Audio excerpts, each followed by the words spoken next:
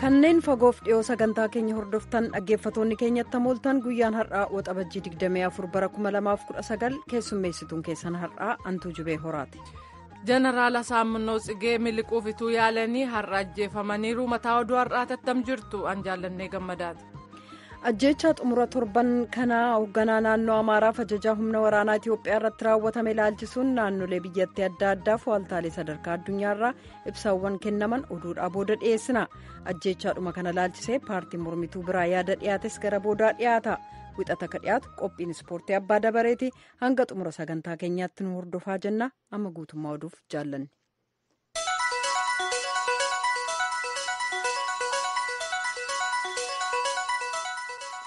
Bulchiisa naannoo Amaaraa keessatti sanbata darbee yaalii fonqolcha mootummaa gaggeeffame hoogganan jedhamuun kan shakkaman Jeneraal Asaaminoo Tsigee miliquuf ituu yaalanii har'a ajjeefamanii jiru. Gabaasaan raadiyoo sagalee Ameerikaa Baahirdaar irraa akka jedhutti Jeneraal Asaaminoon har'a wiixata jechuudha humnootii nageenyaa jalaa miliquuf ituu yaalanii ajjeefaman. Gama kaaniin aangawaan haleellaa gaggeeffameen madaa'anii turan. Abbaa alangaa bulchiisa naannoo Amaaraa obbo Migbaaru Kabbada har'a du'aan boqochuu isaanii sabaa himaan mootummaa Itiyoophiyaa gabaasaniiru. Sanbata darbee hidhattoonni walga'ii gaggeeffamaa turetti ol seenuudhaan pireezidaantii bulchiisa naannoo Amaaraa Dr. Ambaachoo Makonniiniif gorsitoota gameessa pireezidaantichaa keessaa tokko ajjeesan. Sabaa himaan mootummaa akka jedhutti itti gaafatamaa waajjira nageenyaa naannoo sanaa akka turan Jeneraal Asaaminoo yaalii fonqolcha mootummaa kana gaggeessan jechuudhaan dubbatu. Guyyaa sana sa'aatii hanga tokko boodammoo hoogganaa humnootii waraanaa akka biyyatti Jeneraal Sa'aare Mokonnin Finfinnee keessa mana isaanii keessatu jiranii waardiyyaa ofiin ajjeefaman. Aangawaan akka jedhanitti haleellaa bakka lamatti gaggeeffame kun hidhata qaba. Jeneraalota waraana Itiyoophiyaa Finfinnee keessatti ajjeefaman Jeneraal Sa'aare Mokonniniif Jeneraal Gazaa'ii Abarraa galma Barkumeetti sirna yaadannoo ega gaggeeffamee fi booda awwaalaaf Tigraayitti kageessaman ta'uun beekameera. Gama kaaniin ammoo ittaanaa pireezidaantii naannoo Tigraay Dr. Dabratsiyoon Gabra Mikaa'el ajjeechaan kun waan biyya diiguuf hojjetan jechuudhaan kaleessa gaazexeessotaaf ibsa kennan. Mulugeetaa Asbahaa Maqalee irraa kan erge soraan dhiyeesse. Akka ittaanaan pireezidaantii naannoo Tigraay Dr. Dabratsiyoon Gabra Mikaa'el kalee gaazexeessotatti himetti bulchiinsi naannoo isaanii ijjeecha tan jabeessee falma. Akka Dr. Dabratsiyoon jedhetti bulchoon tana fixuun mootummaa humnaan fudhachuuf malachuu warri tana tolche akka jechisaatti warri filannoo dorgommii fi ittillee bahuu hin dandeenye yookaan ammoo dorgomuuf humna qabaachuu hin dandeenye. Tunin ammoo waan naannoo Amaaraa qofatti dhufee miti jedhe itti taanaan kunin bituun waan biyya diiguuf hojjetanii jedha warri qabamalleen seeraan akka gaafatamu gaafate. Jeneraal Saayiree fi Jeneraal waliin jiru nama isaan eegutti ijjeesee jaree lamaaniyyuu fulum tokkotti lubbuu dhabe akka warri gabaasaan VOA Maqalee dubbis jedhetti ijjeecha tana wal dhabaa yaadi keessa jiru dhufeen ijjeechaan akkana tunin jabaachuufa dandeettii jedha akka oduu arganneetti Jeneraalota lamaaniyyuu guyyaa dheengadda fixan tana Jeneraal Saayiree fi Jeneraal Ga'aazii illee eegii Barkumee keessatti reeffi isaanii ilaalanii jibbaataniin duubatti awwaalaaf Maqaleetti hin dabran. Pireezidaantii Yuunaayitid Isteetsi Doonaald Tiraamp ajaja Iraan irra uggura haaraa kaa'u mallatteessanii jiran kunis diinagdee Iraan irratti dhiibbaa gochuudhaan amala mootummaa Iraan agarsiisaa jiru jijjiiruu akka ta'e ibsameera. Biyyooti lameen gidduutti waraanaan waldura dhaabbannaan uumamuu mala sodaan jedhu bakka jirutti waa'een uggura haaraa kun immoo dhaga'ame. Kunis Iraan xayyaara nammaleeyyii kan Ameerikaa torban darbe rukuttee kuffisuusee waliin wal qabata. Iraaniin waan ni gaafannu tokko jedhu Tiraamp meeshaa nukuleeraa oomishuu fi shororkaa qindeessuu dhaabuu qabdi. Tiraamp tiwiitarii irratti akka barreessanitti uggurri haaraan Iraan irra kaa'amuuf jiru hangam akka ta'e hin ibsine. Inumaayyuu zayita boba'aa karaa nagaa adda addaa darbu keessa Ameerikaan gatii baafteetti bu'aa garuu kan argate Chaayinaa, Jaapaaniif biyyoota biraatii jechuun komatan. Ministiriin haajaa alaa Ameerikaa Maayik Poompeyoo uggurri haaraan Iraan irra kaa'amuun kun guddaadha jedhaniiru. Dilbata kaleessaa Waashintan keessaa imaltuu ennaa ka'an. Imalli isaanii kunis gara Saawud Arabiyaa achiis tokkummaa Araboota Emiratotaatti yoo ta'u bulchiinsi Tiraamp michooma uumuun tokkummaan Iraan dura dhaabbachuuf yaalii godhuuf ta'uun beekameera. kaampaaniin mi'a Apple hedduminaan dhiyeessan beekamoonni fi chaayinaa keessatti maadheeffatan kan akka Taayiwaan oomisha isaanii 100 keessaa harka 15 hanga 30 ta'u chaayinaa keessaa erguu iddoo biraatti oomishuu akka danda'aniif Apple gaafatee jira. Kunis taarifa chaayinaan Ameerikaarra keesse dabalaa dhufuusaa fi jalaa miliquuf akka ta'e ibsameera. Oomisha iddoo biraarraa erguun kun kan jalqabame ta'uus jedhu xiinxaltoonni kun bu'aa kaampaaniin Apple argatu daangessee chaayinaa keessatti hojii dhabiinsi akka hammaatu godha. Waggaa darbe kaampaanii kabiroon chaayinaa keessatti oomisha teekinooloojii gaggeessaa turaniin biyya itti oomishan jijjiiruu kan jalqaban yoo ta'u akkaataa hojii kun biyyoota addunyaa irratti diinagdee guddaa qabaachuun beekaman Ameerikaa fi chaayinaan duula waraanaa gama diinagdeen gaggeessan akka itti fufan godhaa jedhu. Raadiyoo fi televezyiyoonni Afgaanistaan garee loote seentota islaamummaa irratti beeksisa mootummaan gaggeessu akka dhaabaniif Taalibaan yeroo torban tokko kennee jira. Taalibaan wixataarraa ibsa baaseen gareeleen miidiyaa kanneen olola oofamu dhaabuu didan akka qiyyaafata waraanaatti ilaalamuu jedheera. Beeksisi dhiyaatu lammiiwwan Afgaanistaan sochii Taalibaan shakkisiisaa ta'e mara aangawootatti akka beeksisan gaafata. Gareen mirga dhala namaaf falmu kan naannoo sana sodaa loote seentonni oofaa jiran kana balaaleffachuudhaan kana gochuu jechuun mirga dhala namaa fi bilisummaa cabsuudha jedha. Mootummaan Afgaanistaan nageenya hojjetoota miidiyaa fi dhaabbatooti miidiyaa eegsisuuf hatattamaan tarkaanfii akka fudhatuufis gaafateera. Taalibaan ammaan dura Afgaanistaan keessatti gareelee sabaa himaa irratti haleellaa gaggeessuunsaa yaadatama. Addunyaa irratti biyya gaazexeessonni hedduun keessatti du'an Afgaanistaan ta'uun beekameera. Handaara galaana Kaamboodiyaa magaalaa tokko keessatti gamoon ijaaramaa jiru diigamee yoo xiqqaate hojjetoonni 26 du'uu fi kanneen 24 ta'an madaa'anii jiru. Baraarsitoonni caccabaa gamoo keessaa namoota lubbuun hafan barbaachaa jiru. Sanbata darbe gamoo darbii 7 qabu lammaffaa keessa ciisaa kan turan hojjetoonni yeroo balaan kun dhaqqabetti achi keessa turan kanneen lubbuun hafan akka jedhanitti hojjetoota 50 hanga 60 kanneen ta'an gamooma sana keessa jiraatu. Oduun keenya kanuma.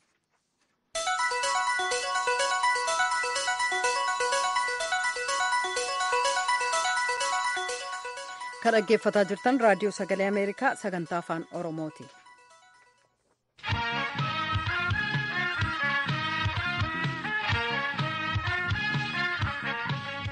Sanbata darbe waxabajjii 22 bara 2019 waajjira pirezidaantii naannoo Amaaraa irratti haleellaa raawwatameen pirezidaantiin naannoo sanaa Dr. Ambaachoo Mokonnin gorsaan pirezidaantichaa obbo Izaz Waasee yoo ajjeefaman hoogganaan humnoota waraanaa Itiyoophiyaa Jeneraal Saare Mokonnin immoo Finfinneetti kan argamu mana jireenyaa isaanii keessatti waardiyyaa ofiin wareegamuun ni yaadatama. Abbaan alangaa naannoo Amaaraa obbo Migbaaruu Kabbada immoo balaan madaa'uu irra ga'een wal'aansa argataa erga turanii booda har'a lubbuun isaanii darbuun gabaasameera. Waaltaaleen sadarkaa addunyaas haleellaa kana ilaalchisuun ibsa kennanii jiru.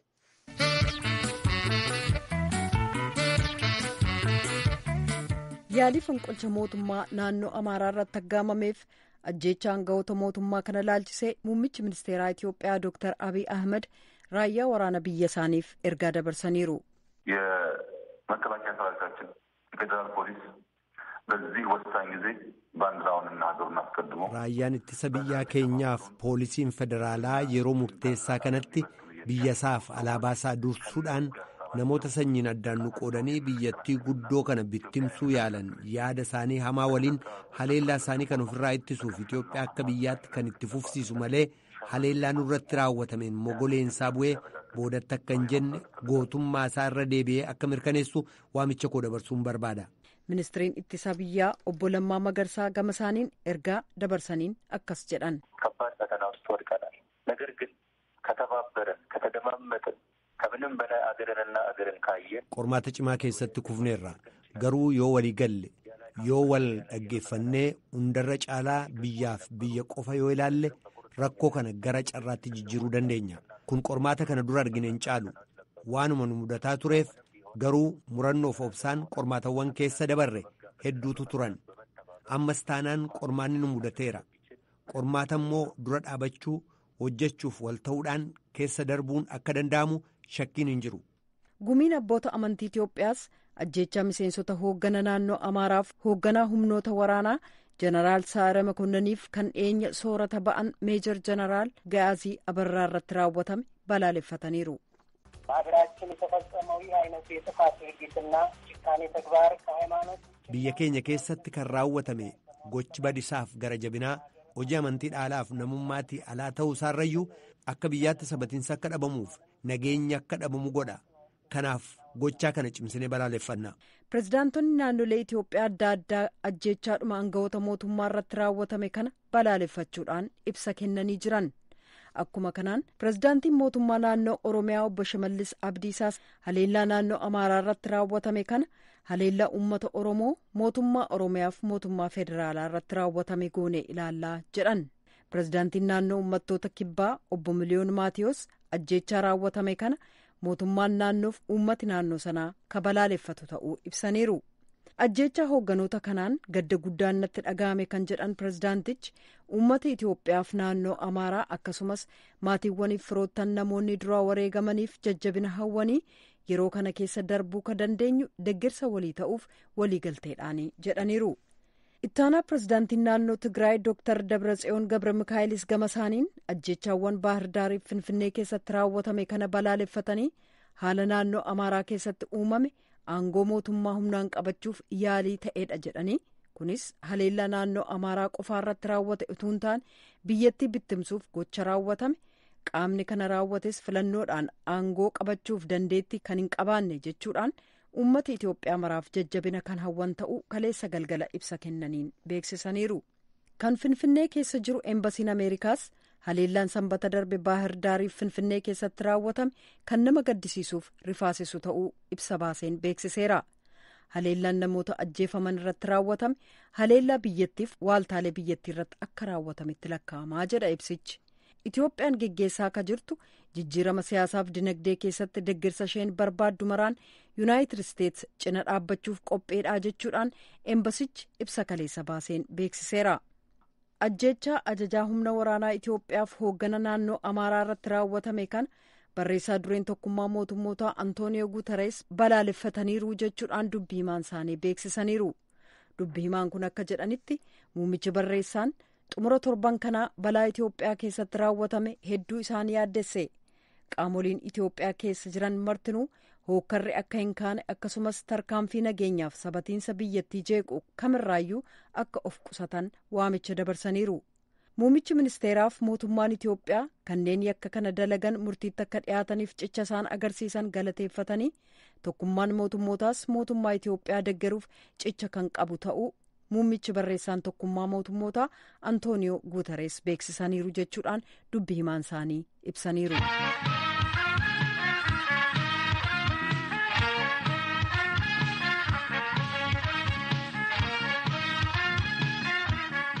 Sa'aatii nama galgala keessaa 2:44 as nu biraan waaree booda sa'a 1:44 ta'eera wallee kanaan gara sagantaaf ceena.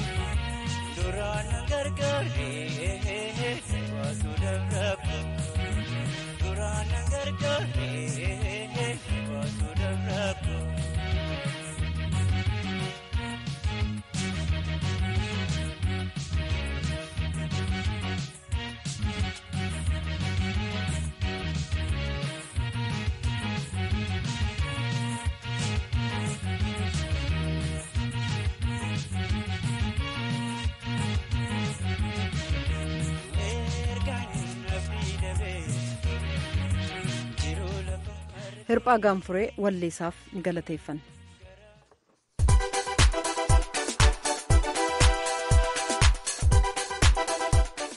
qophii ispoortii.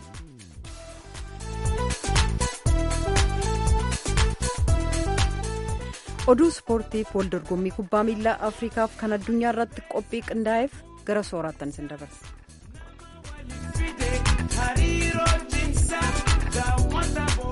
Babaroo Xolee galchuun sannagaa addunyaan gamuun dorgommii kubbaa miilaatiif harkaa wal qabdi.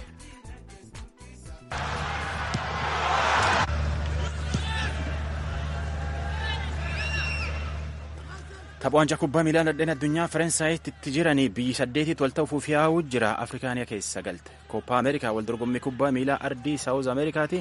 Isillee Biraazilitti itti jiranii Biraazil Peeruun walti marte 5-2 mootee waan adii garsiifte. Afrikaalleen ijoollee kilaboota kubbaa miilaa addunyaa keessallee qabdu walti yaammattetti dirree Masriitti wal yaateetiin wal sigisuu jirti. Akka kanaan wal dorgomuu jirti addunyaan.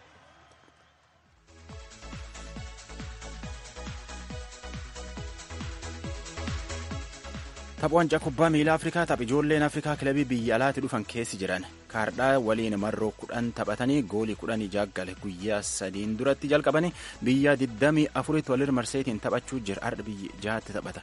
Tapha guyyaa dheengaddaatiin Morookoo Namibiyaa 1-2, Senegaal Tuniiziyaa 1-2, Aljeeriyaan ilmaan Haraambee Keeniyaa jechuu 2-2 moote. Senegaal Tuniiziyaan walti marteetiin 2-2 qaariftee bir dabarte. Iftaanii achaantu Aljeeriyaan walti buuti. Senegaal tapha guyyaa dheengaddaa irratti gurbaa isii kilabii xaaliyaanaa Inter Miilaan keessa taphatuun dhufatte Keeyitaa Baaldee jechuun daqiiqa 28 irratti goolii keessa buuseef. Daqiiqa 64 irratti ammoo Kireepen Diyaataatti tokkitti dabaleef 2 taate. Sunumaan dhumate taphinuyyuu. Senegaal akka waldaan kubbaa miilaa addunyaa fiifaan jedhetti dandeettii kubbaa miilaatiin Afrikaa dur jirti. Addunyaa keessaa 22. Taanzaaniyaan isiin akkan tolchittuun ganna 39tiin duubatti dorgommii tanatti deebite.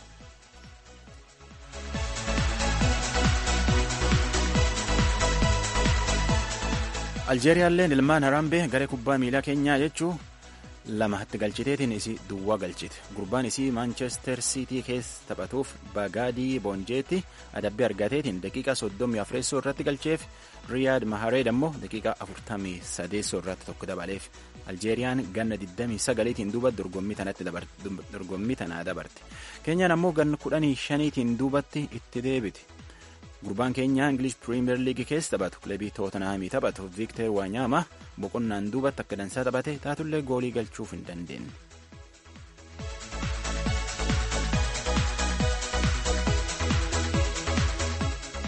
Kubbaa miilaa nadheen addunyaatti Faransaayiti itti jiranii biyyi 8 wal ta'uuf yaa'uu jira. England tapha kalee irratti Kaameruun 3-2 mootummaan tanaa Yuunaayitid Isteetii fi Ispeenitti waliin taphachuu jira. Eegii jalqabanii daqiiqaa 90 fi sekondii 22 jiranii Yuunaayitid Isteet goolii 2 argatteetiin Senegaal jennaa miti Ispeen ammoo goolii 1 argattee fi daqiiqaa 7 dabalanii fi torbaan kan keessatti wanta walumaan eegan. Gam Kaameruunitti hoyyuu deebin ijoolleen Kaameruun mo'amuu qofaa miti amalaaf adaba taphaalee ispoortii keessatti hin agarsiinye taphaayyuu marisaan keessaa isuma dhiisanii keessaa yaa'uu fedhanii jira. Waldaan Federeeshinii Kubbaa Miilaa Addunyaa amali isaanii kana qorachuu jira. Amali kun Afrikaa iyyuu fakkeen hin ta'u jechuun dubbatan. Walumatti hoyyuu deebisanii taphi kun dhumachuutti jira. Biyyi 8 wal ta'uuf yaa'uu jira. Noorweey dabarte, Ingilaand dabarte, Faransaay dabarte, Jarmaniin dabarte warri wal ta'u wal eegachuutti jira.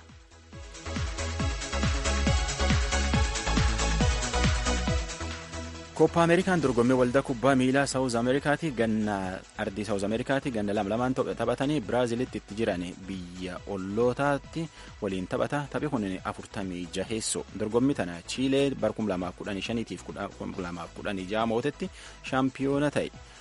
Ammalleettum jiranii ganni sun isiitti shaampiyoona ta'e jechuun marroo 2 moote. Tapha guyyaa dheengaddaatiin Biraazil Peeruu 4-5 Arjentiinaan Kaataar 2-2 Kolombiyaan Paaragwaay 1-2 moote. Ardha Jaapaanii fi Ikwaador Chiilee fi Yuraagaayitti taphataa walumattuu iyyuu biyya walmirra maraniitiin taphachuu jiran akkuma reefuu jenna ammaanta Yuunaayitid Isteetii fi Ispeenii taphachuu jira. Daqiiqaa 91 fi sekondii 48 irra jiranii hagamma Yuunaayitid Isteetitti 2 Ispeen ammoo 1 itti jirti. Taarratanuma soraa lafeetti nagaan bulle.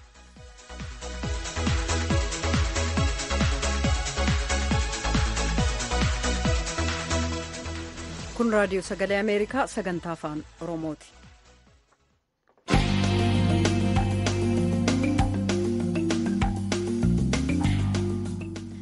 ajjeechaa sanbata darbe hoogganaa naannoo amaaraaf hoogganaa humna waraanaa Itiyoophiyaa irratti raawwatame ilaalchisuudhaan hoogganaan koongiresii federaalawaa oromoo Dr. Mararaa Guddinaa yaada qaban akka nuuf kennan bilbilaan dubbifnee jirra. Namoota haasofsiise. Profeesar Mararaa dheengadda akkuma beektanii bulchiisa naannoo amaaraa keessatti yaaliin fonqolcha mootummaa geggeessamee hoogganaa bulchiisa naannoo sanaa dabalee aangawoonni mootummaa guguddoon ajjeefamanii jiru. Yaalii fonqolcha mootummaa geggeeffame kana akkamitti ilaala dhaabni keessan? Egaa nuti siyaasi biyya kanaa karaa jijjiiramaa qabateera jechaa jirra. Jijjiirama kana gubbaatti garuu warri jijjiiramni kun fagaatee deemuun irra hin jiru warri jedhan jiru. Warri immoo jijjiiramni kun gara nuti barbaannetti deemaa hin jiru. Saba keenyas akka nuti barbaannetti hammachaa hin jiru warri jedhan immoo jiru. Kanan ilaalu warri baay'ee baaris haa ta'u iddoo tokko tokko warri yaalii godhee jijjiiramni kun karaa nuti barbaanne deemaa hin jiru. Warra jedhan fakkaatu naan ilaalu jechuu kooti alaa. Dubbiin saagaa gaabbiin saba keenyaa karaa nuti eegne dubbiin aangoos dubbii wanti baay'een deebi'aa hin jiru jedhanii dubbiin dubbatamaa ture keessa hoo yaadatte ta'e dhiyoo kana keessa magaala Dasseetti walgahii guddaatu ture. Muummichi ministeeraa dhaqee achi gubbaatti olaantummaa sabni tokkoo ka'ee olaantummaan kan biraamoo nutti dhufaa jira jedhamee bal'aan dubbatamaa ture. Gaabbiin ka'aa ture. Egaannaa sana ilaaltu naannoo sadii naannoo amaaraa jennu kanatti jijjiiramni kun akkasaan baay'een isaanii akkasaan hin barbaannetti deemaa jiranii waan itti amanan fakkaata. Achii waan burqeenatti fakkaata naan ilaalu. Amma walitti bu'iinsi kun kan inni uumame naannoo tokko keessatti isumaayyuu paartii tokko keessatti fakkaata. Maaliif fonqolcha mootummaa kan hoogganan jedhamee shakkamu hoogganaa nageenyaa bulchiisa naannoo amaaraa jeneraal Asaaminoo Tsiggeedha jedhameeti yaadamaa jiru. Kanneen ajjeefaman keessaa tokkommoo pireezidaantii naannoo amaaraa Dooktar Ambaachoo Mokonnin. Kun achuma gidduutti kan inni ta'e tokkoffaa. Fonqolchi mootummaa yeroo baay'ee bulchiisa naannoo keessatti ta'uunsaa waan baratamaa miti. Lammata immoo yaada akkamiitu wal gidduu jiraateeti wanni akkasii kun ta'uu kan danda'e. Egaa dhuguma akkuma biyyatti ani Zaanzibaarii fi Taanzaaniyaa naannoo sadarkaa lammaffaa jiru tokko Ambootti kanan dhaga'e Zaanzibaariin warra achiisuun utoo Taanzaaniyaa mootummaa walakkaan tuqnee ishuma wantii sana naannoo isaaniitti waan akkasii yaalanii fonqolcha mootummaa yaalanii waan jiru jabanan ilaalee wayii dhaga'an ture. Kanaasitti egaa kun naannoodha garuu innaa laallu dubbichi warri Taamaajoor Shuumiin Finfinneetti hodhuwaan innaa laaltu waa tokko innaa laaltu wanti isaa waan naannoo gubbaatti dhaabbatu duwwaan itti fakkaatu gaa asis hiddi jira ta'a. Hiddi inni achii attamitti deemaa inni asii attamitti deemuudhaaf yaadee ture inni achii jalaa fashaloofnaan inni asii hamma barbaadame deemuu dhiisemuu wanti hin deebine baay'eedha jechuu kooti gara fuulduraatti kan warri tikaa biyya kanaa deebisuun irra jiru jechuu kooti. Kanas ta'u sana achi duwwaa miti jechuu kooti. Asittis wanti kun Finfinneetti warri du'an sunis karaa raayyaa ittisa biyyaa nama olaantummaa qabudha. Tokkoffaa kan muummicha ministeeraa ta'anis raayyaa biyya kanaa sochoosaa jirudha. Ijaa kana achi gubbaatti naannoo sana dubbaatti waan xiyyeeffate natti fakkaatu jechuu kooti. Asis gahuu hin danda'a. Attamitti gahuu barbaade achi ka'eessa gahuu barbaade inni jedhamu kun wanti baay'een hin deebine ganaadha. Hin deebi'a jennee yaadna malee jechuu kooti. Isin amma hoogganaa paartii siyaasaati Profeesar Mararaa akka paartiitti adda dimokiraatawaa Amaaraa keessatti wal dhibdeen akka kanaa mul'ataa ta'e toora hoogganaa nageenyaa biyyattiif toora pireezidaantii biyyattii jedhamee kan akkas qoqqoodamee mul'atu waan duraan beekamu jira gama keessaniin maal argitu turtan? Egaa waliigaltee qabuu hin qabaniin beekan malee anumtis yeroo tokko yuunivarsiitii Gondor naawamee achi dhaqeen ture. Akka carraa namichi amma du'e Dr. Ambaachoo suni innaa sana wal pireezidantiin taane bakka bu'aa paartiilee ofii ta'ee kan dhufe isadha. Jijjiiramni kun akkamitti deemaa maal deemaa isa jiru waan tokko naannoo Amaaraa jedhamu kana keessa akka sabaattis akka paartiileettis itti gammachuu dhabuun waan tokko wanti mul'atu jira jechuu kooti.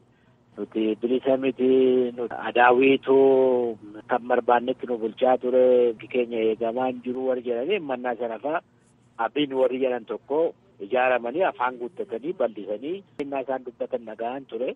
Egaa achi keessas akkuma beektu namichi jeneraaliin kunis nama barbaay'ee hidhamee ba'edha. Duras egaa mootummaan biyya kanaa mirga saba keenyaa eegaa hin jiru nuti ergamaa taanee jira isa jedhuudhaan innaa sana yaala jedhamee nama barbaay'ee hidhamee nama hiikamedha. Yaada durii sana qabateetu deemaa jira moo yaada haaraa qabateetu ka'e moo jijjiirama kana gubbaatti mufannaa qabaa jechuudha. Karaa kanas ta'u karaa sanas haa ta'u. Dur ergamaa turree ammas ergamaarra jirraa isas nuuninnee waan jiran qabaachuu hin danda'u jechuudha.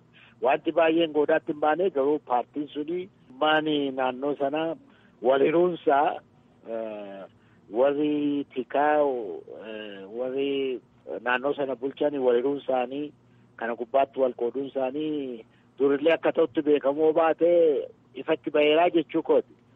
Waliranii hojjechaa turan immoo wajjuma hojjechaa turanii kanatu nuun galle malee dhiibbaa waan tokko saba biraa gubbaatti dhiibbaan ibsuu amma Oromoo wajjinis karaa Shawaa Kaabaa kana rakkoon uumameera, karaa Kamisee rakkoon uumameera. Wanti tokko uumaa mul'ataa jira jechuu kooti. Warri cimaantis amma yeroo baay'ee waajjira keenya dhufanii humni naannoo Amaaraa nu gubbaatti bobba'ee namni nu iyyuu hin jiru, namni miidiyaan illee nu dabarsu hin jiru jedhanii yeroo lama sadi waajjiruma keenya iyyuu dhufanii Dr. Abiyyitti nu dabarsaa ukkaamamnee dhumaa jirra. Yeroo lama sadi ol dhufaniiru jechuudha. Dooktar Mararaa kun walumaa galatti siyaasa biyyattii irrattis haa ta'u mootummaa federaalaa irrattis haa ta'u mootummaa naannoo irrattis haa ta'u dhiibbaa akkamii qabaata haalli uumame kun? Dhiibbaan innumti akka amma jiru kanattuu dhiibbaa guddaadha. Maa'inni gaabbii isaan kaasanii xiqqaatu waan akkasii yaale moo beekaan Amaaraa sabni Amaaraa bal'aanii attamitti waan kana laala warri yaalan suni rukutamuu isaanii itti gammadeetu moo garaan dhukkubaa jira moo isaan wajjin jiru moo warra moo'ee wajjin jiru moo wanti baay'een wanti hin deemine jira sigalee. Yaada saba bal'aa fudhatee ka'e moo yaaduma nama muraasaa fi aangoo barbaachuudhaan ka'e moo maaliif namichi kun ka'e isa jedhuun kana oolee buleetu kana caala waan fooyyee qabu argachuu dandeenya. Nama muraasa qabatee aangoo barbaachisaa waan biraas haa ta'u waan akkasii yoo fudhatee jiraate desperate movie isa jedhan sana aarii ofiitis haa ta'u waan tokkofis haa ta'u waan akkasii hojjetee du'uu hin danda'a. Garuu gaabbii bal'aa sabni naannoo Amaaraa gaafachaa ture gaafachaa jiru kaasee quunnamtiin isaas bal'aa ta'ee beekaan Amaaraa sabni Amaaraa bal'aas duukaa yaada bu'u yoo ta'e mootummaan biyya bulchu itti yaadee tarkaanfii fudhatus itti yaadee kun siyaasaati kan kana fidee rakkoo siyaasaa sanas hiikuudhaa fi socho'uutu irra jira. Wanti guddaan garuu as gubbaatti dubbachuu hin danda'u hin dandamanne malee rakkoo kana caaluu biyya kanayyuu gara jeequmsa gadheetti waan fiduu danda'u ture. Maaliif eetaa maayoor Shiimiin kun du'e jechuun raayyaa ittisaa fi nama lammaffaati. Kanaaf nama tokkoffaa duwwaadha jechuudha. Sun immoo muummicha ministeeraati. Akka siyaasni biyya kana jirutti siyaasni biyya kanaa deemaa jirutti muummichi ministeeraas kana keessa otoo wanti guddaan irra ga'ee jiraate waan bal'aa ta'e akka Ruwaandaatti biyya kana geessuu wanti danda'u wanti guddaan dhalachuun isaa hin mala ture jechuu kooti. Akkuma amma jiru kunuutu waaqatu baasee jechuu kooti. Iddoo kanatti dhaabbachuun isaa kana bira darbee hoo deemee rakkoo bal'aa akka Ruwaandaa biyya kana gochuu danda'u. Qophiin har'aaf jenne kanuma nagaatti bulaa.